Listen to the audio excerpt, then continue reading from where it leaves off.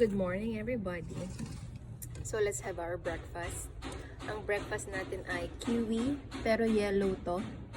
Yellow kiwi. Strawberry. Yun lang ang breakfast natin.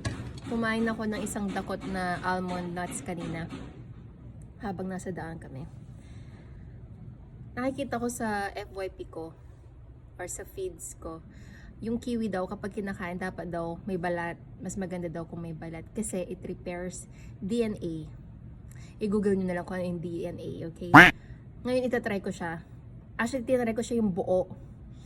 Pero matigas. Titignan ko next time yung green na kiwi, baka medyo mas manipis yung balat. Ito kasi medyo makapal. Kain tayo.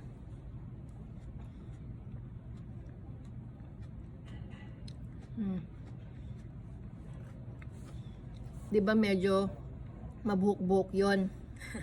Kaya nirab ko na nirab. Okay naman, kasi medyo makapal lang. Hindi ko siya fully na binalatan.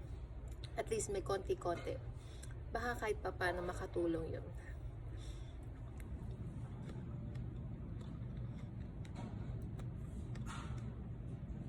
This time, ang daming binili ni AJ na prutas, pero let's see.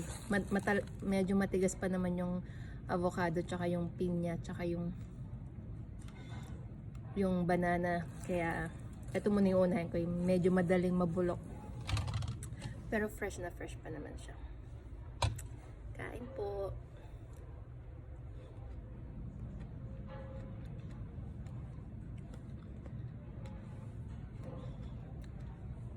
Para sa baby.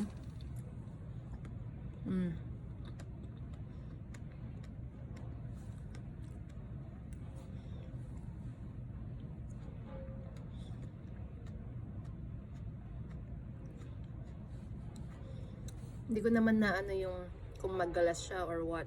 Wala.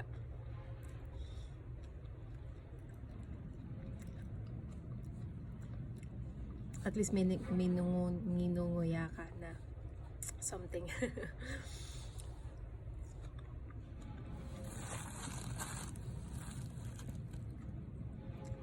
See ya! Have a good day everybody.